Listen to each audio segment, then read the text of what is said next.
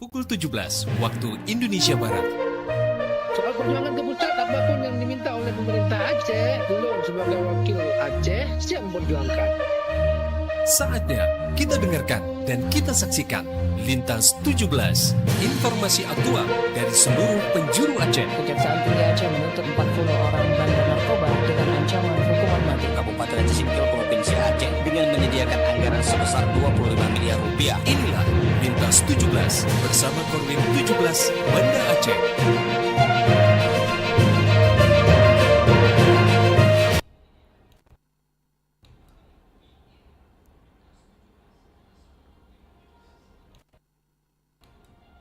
Assalamualaikum warahmatullahi wabarakatuh. Dari Jalan Sultan Iskandar Muda 13 Banda Aceh, saya Rifki Badral bersama RRI Sekorwil Nusantara 17 Banda Aceh Melabuh, Takengon, Semawe, Sabang, dan Singkil mengantarkan Lintas 17. Siaran berita berjaringan menyajikan informasi aktual yang terjadi di berbagai penjuru Aceh. Edisi hari ini Selasa 6 Januari 2026.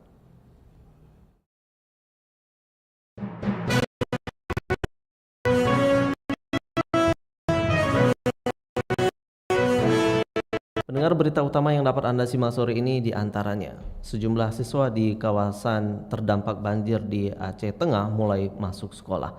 Informasi lainnya, pemerintah Aceh Timur terus mempercepat pembangunan hunian sementara.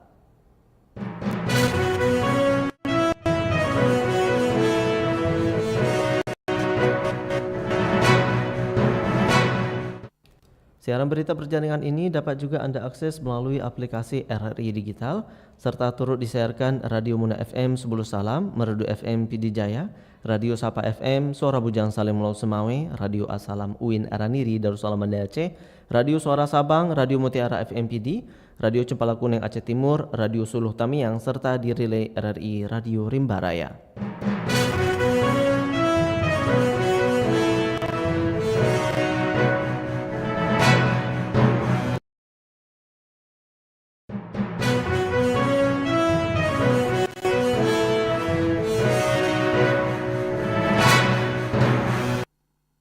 Baiklah saudara, berita pertama kami mulai dari Kutaraja, Banda Aceh.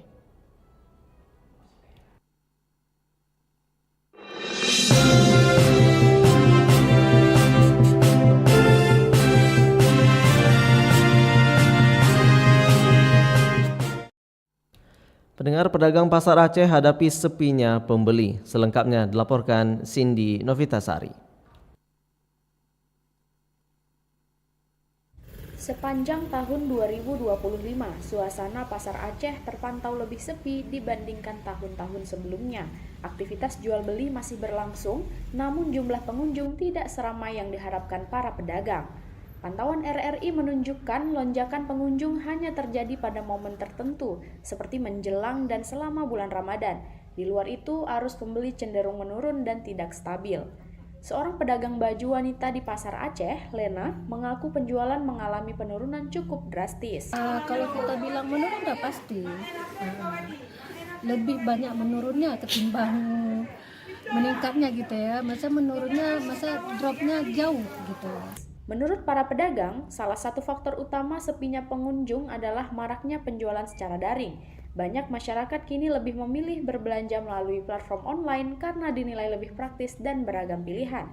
Sementara itu, Khairullah, seorang pedagang lainnya, menyebutkan bahwa pasar Aceh masih sering didatangi pembeli meski tidak seramai dulu. Kalau kita bilang sepi-sepi kali sih enggak, cuma pelanggan adalah enggak ada tempat kita, mungkin ada tempat orang lain.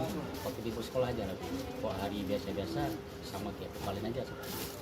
Kondisi ini menjadi tantangan tersendiri bagi pedagang pasar Aceh untuk bertahan di tengah perubahan pola belanja masyarakat yang kian bergeser ke ranah digital. Dari Banda Aceh, Cindy Novita melaporkan.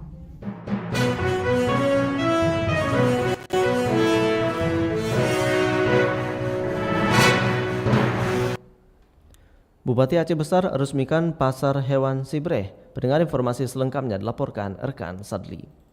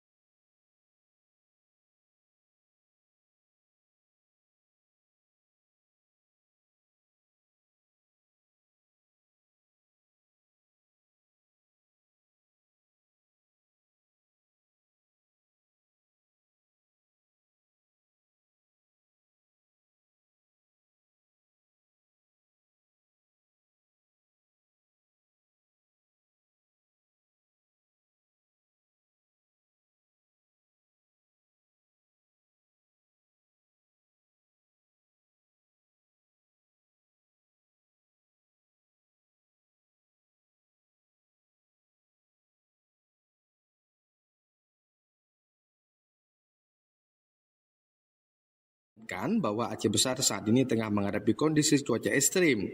Oleh karena itu, ia mengajak seluruh elemen masyarakat untuk bersatu padu dalam upaya pemulihan dan menjaga ketahanan ekonomi daerah. Demikian Sadli melaporkan.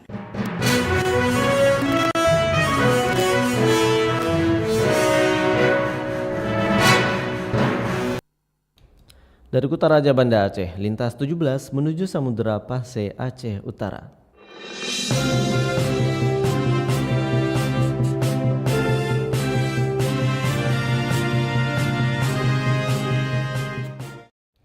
Saudara, tanggal 5 Januari 2025 kemarin merupakan hari pertama dimulainya proses belajar mengajar setelah berakhirnya masa liburan semester ganjil. Di Kabupaten Aceh Utara, proses belajar mengajar ini diberlakukan beberapa skenario dampak dari musibah banjir dan tanah longsor yang menimpa daerah tersebut. Kepala Bidang Pembinaan Pendidikan Dasar Dinas Pendidikan dan Kebudayaan Kabupaten Aceh Utara, Irhamni, dalam dialog Lok Sumawe pagi ini di RRI Lok Sumawe Senin pagi kemarin mengatakan, sesuai arahan Kepala Dinas Pendidikan dan Kebudayaan Kabupaten Aceh Utara, proses belajar mengajar pasca bencana diberlakukan beberapa skenario, yakni secara reguler dan darurat. Makanya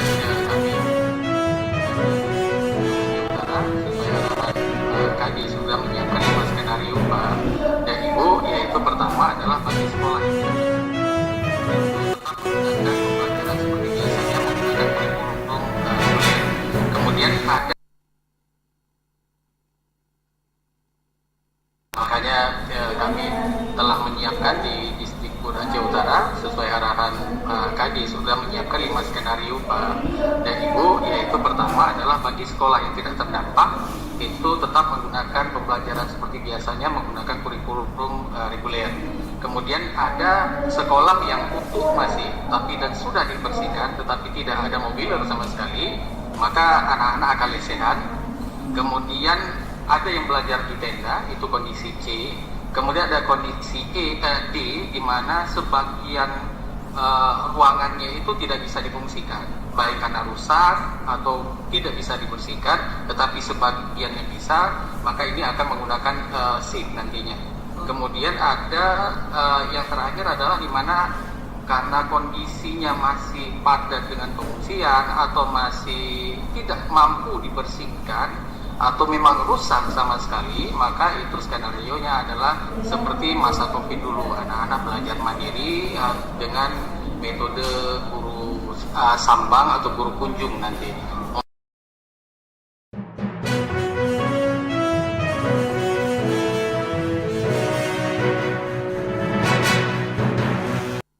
Menurutnya pendengar, dari 1073 sekolah yang ada di daerah ini, sekitar 670 terdampak bencana, sementara 424 sekolah masih bisa belajar secara reguler, namun ratusan sekolah lainnya baik PAUD, SD, dan sekolah SMP lainnya terpaksa menggunakan kurikulum darurat. Sementara itu pendengar, Kasubag Umum dan Humas Dinas Pendidikan Daerah Provinsi Aceh, Lutfi ST MSM, dalam dialog yang sama dengan tema pemulihan pendidikan pasca banjir menyebutkan, untuk pemulihan dampak bencana bagi dunia pendidikan, khususnya proses pembersihan, jika dilakukan dengan menggunakan alat berat dinilai akan cepat teratasi. Namun jika hanya mengandalkan tenaga manusia, maka akan membutuhkan waktu yang sangat lama. Untuk itu diharapkan pembersihan sekolah dan daerah terdampak banjir membutuhkan bantuan alat berat, terlebih bagi sekolah yang terdampak lumpur yang sangat parah. Sementara itu pendengar, pemerintah Kabupaten Aceh Timur terus mempercepat pembangunan hunian sementara atau huntara bagi warga terdampak banjir bandang dan tanah longsor. Berikut Maimun Akbar melaporkan.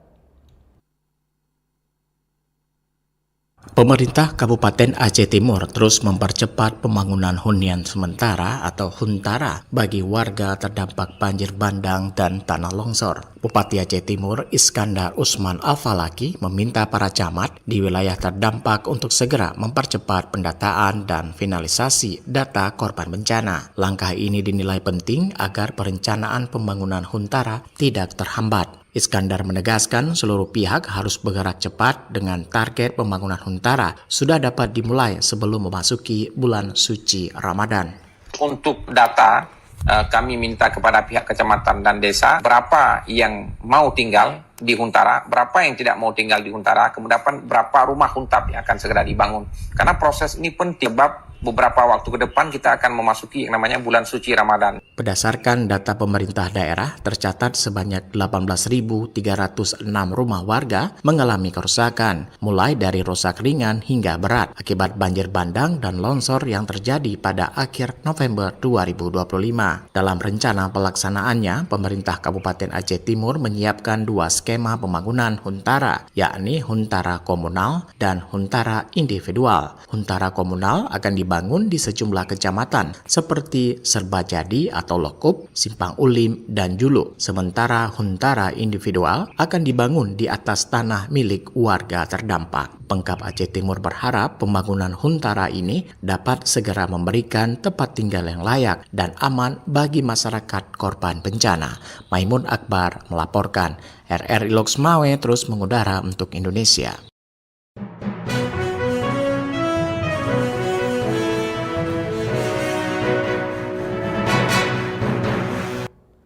Dari Samudra Pasir Aceh Utara, kita menuju Melabuh.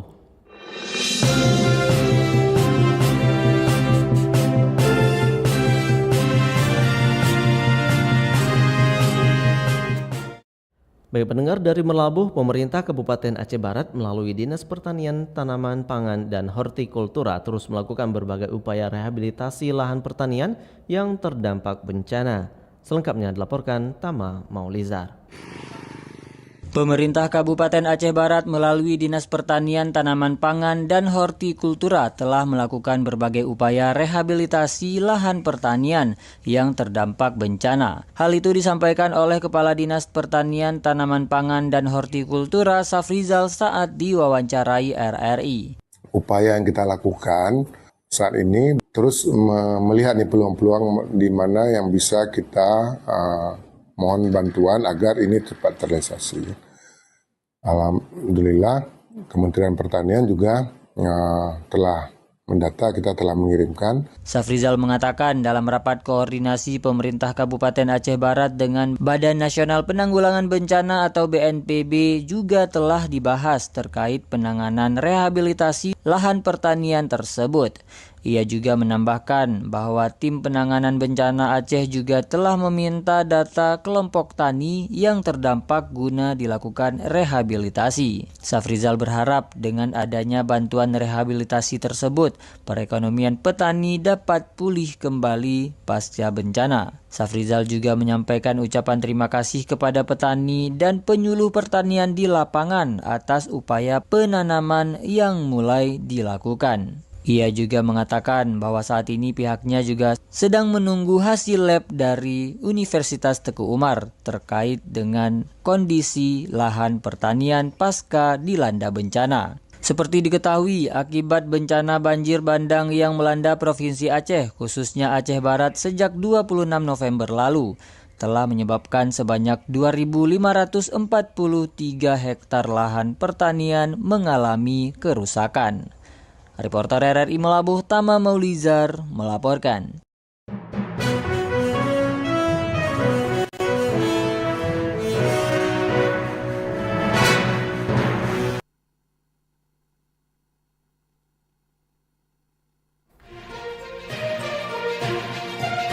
Anda sedang mendengarkan Lintas 17 dari Korwil 17 Banda Aceh.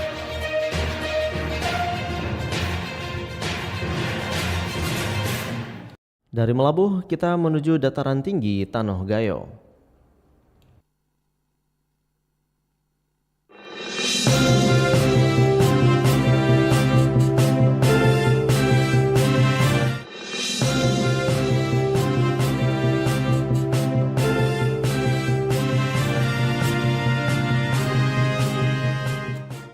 Saudara, pasca bencana hidrometeorologi yang melanda Kabupaten Aceh Tengah, siswa SD Negeri 9 Kecamatan Kebayakan mulai kembali masuk sekolah.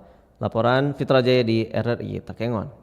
Sejumlah sekolah di Kabupaten Aceh Tengah mulai melaksanakan kegiatan belajar dan mengajar pasca bencana hidrometeorologi yang melanda kawasan tersebut.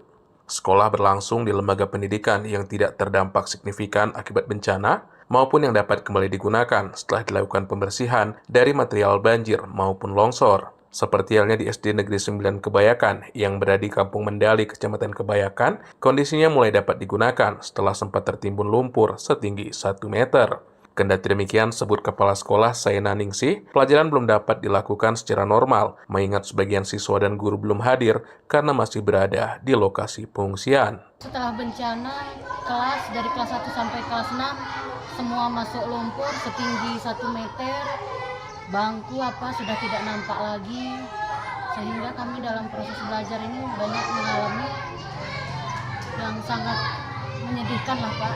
Ini tanah juga baru angkat kemarin, lebih kurang 14 hari, para TNI, relawan, Bapak Ismet juga datang kemari untuk memantau sekolah kami, rumah guru, kantor, kamar mandi, habis semua Pak.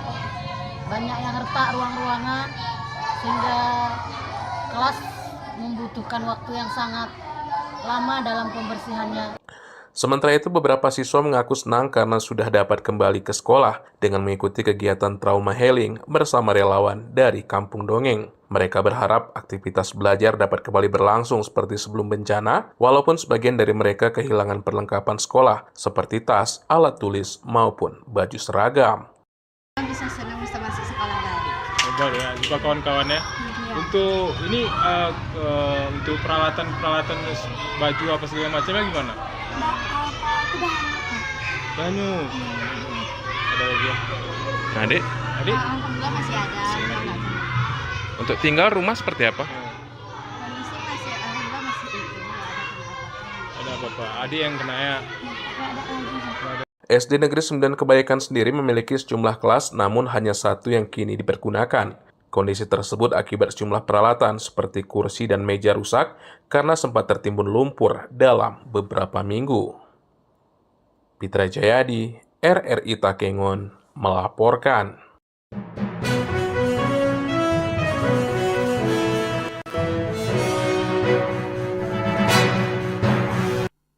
Anda telah menyimak berita-berita dari Kutaraja, Banda Aceh, Lok Semawe, dan Melabuh, juga Takengon.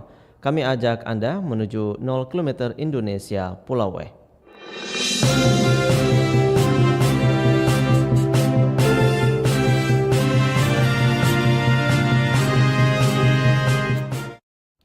Pendengar, harga cabai rawit di Pasar Induk Sabang mengalami kenaikan tajam tembus hingga Rp60.000 per kilogram. Sementara harga bumbu dapur lainnya terpantau stabil. Selengkapnya dilaporkan Diah Novritaria. Harga cabai rawit di Pasar Induk Kota Sabang mengalami kenaikan dalam beberapa hari terakhir. Kenaikan ini terjadi di tengah harga bumbu dapur lainnya yang masih relatif stabil. Pedagang bumbu dapur di Pasar Induk Sabang Rijal mengatakan lonjakan harga cabai rawit ini mulai dirasakan sejak awal Januari 2026. Harga tersebut naik cukup signifikan dibandingkan sebelumnya. Harga cabai merah yang super 35, kalau yang keriting 30.000. Harga cabai hijau per kilo 35.000 per kilo. Harga cabai rawit yang mengalami peningkatan ya. Ini kan harga gitu. Harga 60.000 per kilo. Sebelumnya 45.000 per kilo. Mengalami kenaikan harga 15.000 per kilo. Pertama stok yang menipis, itu pengaruh faktor cuaca hujan, mungkin petani yang sudah petik ke kebun ya karena hujan lebat kali. Harga bawang merah terpantau stabil, dijual dengan harga Rp55.000 per kilogram. Bawang packing dan bawang putih masing-masing dijual Rp40.000 per kilogramnya. Harga bumbu dapur lainnya juga belum mengalami perubahan seperti cabai merah super Rp35.000 per kilogram dan cabai merah keriting Rp30.000 per kilogram. Cabai hijau dijual dengan harga Rp35.000 per kilogram, sedangkan tomat Rp12.000 per kilogram dan kentang Rp14.000 per kilogram. Rijal menambahkan ketersediaan stok bumbu dapur di Pasar Induk Kota Sabang masih dalam kondisi aman untuk memenuhi kebutuhan masyarakat. Pada awal bulan, daya beli masyarakat terpantau meningkat dengan omset penjualan harian yang cukup tinggi mencapai hingga Rp8 juta. Sementara memasuki akhir bulan, omset pedagang menurun hingga sekitar Rp5 juta per hari. Diah Novritaria melaporkan.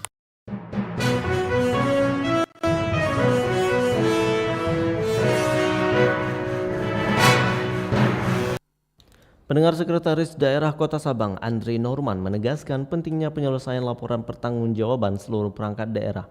Selengkapnya laporkan Razi Arda.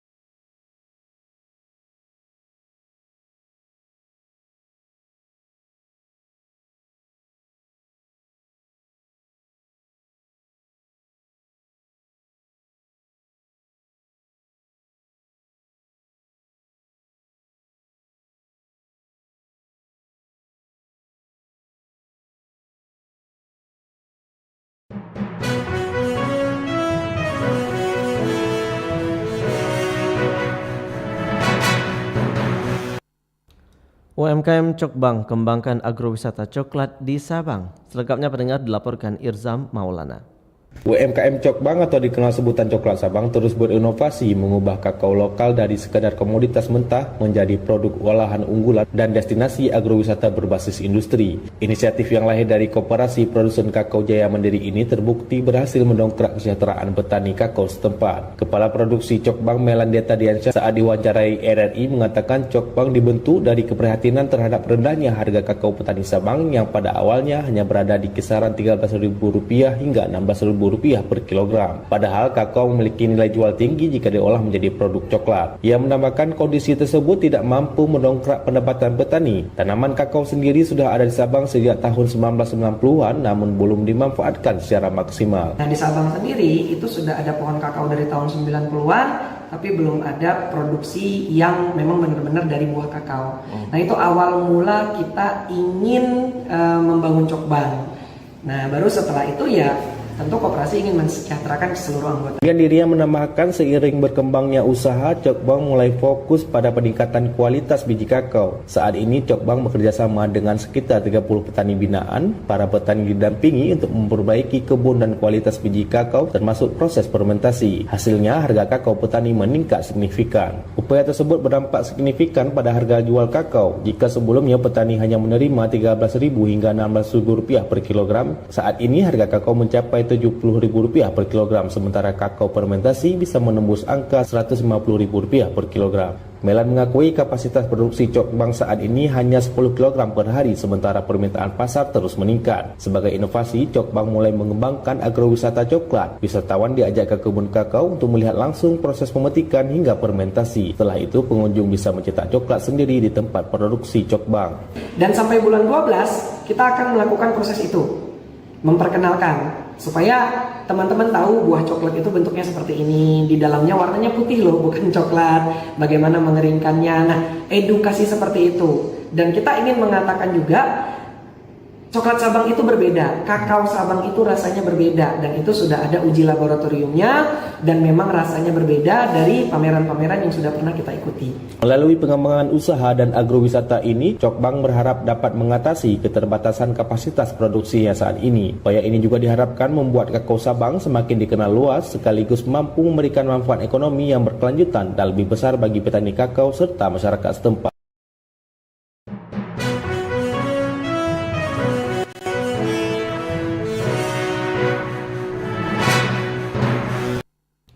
Dari 0 km Indonesia Sabang, lintas 17 bergerak menuju kawasan Bumi Syekh Abdul Rauf As-Singkili.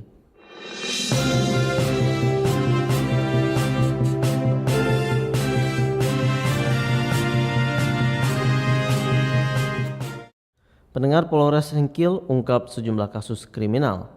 Berikut Salihin Barus menyampaikan laporannya.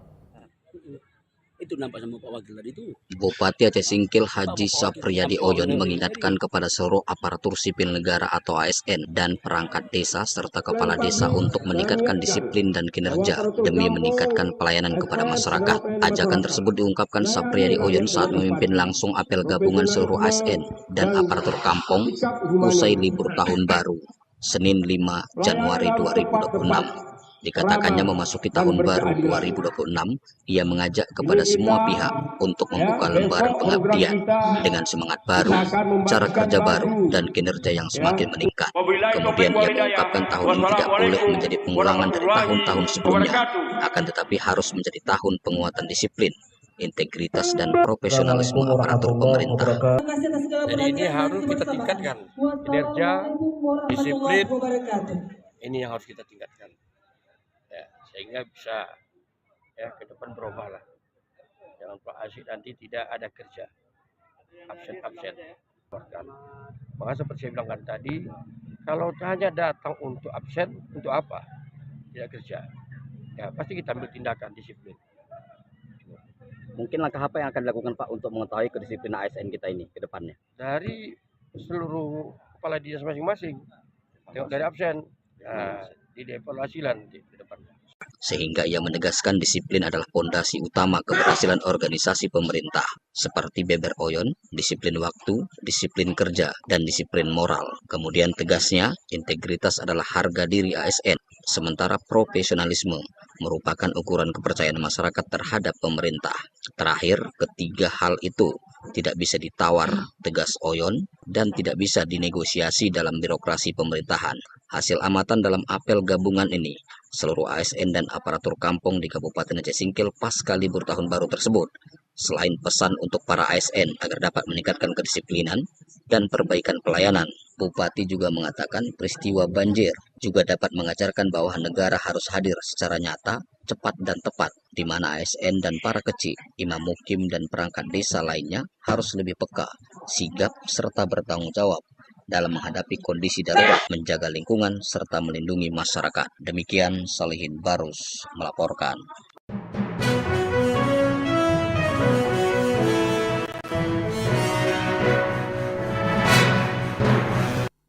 Masih dari RRI Singkil, pendengar, harga sejumlah bahan pokok di pasar harian Kota Subulu Salam, Aceh naik signifikan, terutama cabai rawit yang tembus Rp80.000 per kilogram.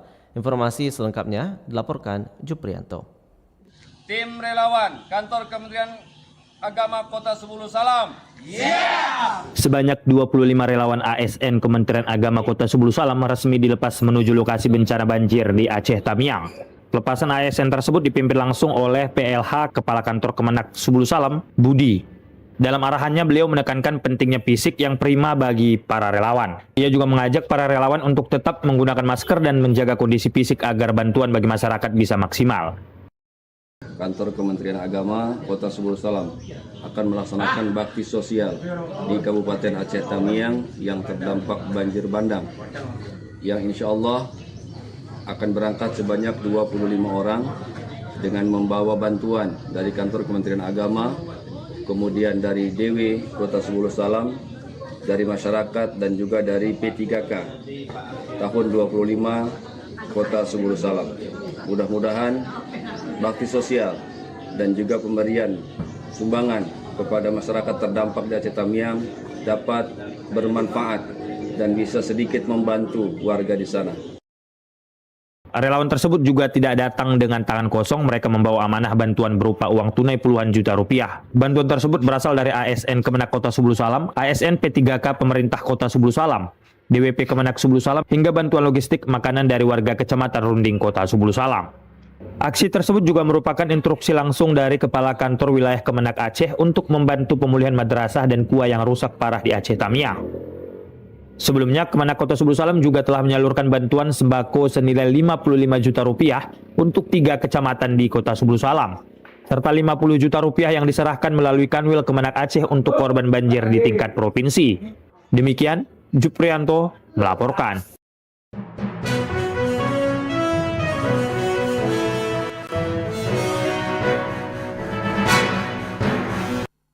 Pendengar, dengan berakhirnya laporan tadi, berakhir sudah lintas 17 sore ini. Berita utama dari RRI sewilayah batas Selasar Korwil 17 Banda Aceh. Atas perhatian Anda, kami ucapkan terima kasih. Wassalamualaikum warahmatullahi wabarakatuh. Sekali di udara, tetap di udara. Demikian lintas 17 sore ini, produksi Korwil 17 Banda Aceh.